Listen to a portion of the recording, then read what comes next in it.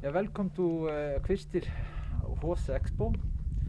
Here we have one of our famous stallion, Omer from Kvistum, and you are welcome to come and look at his offsprings and see what is going on here. So, be welcome.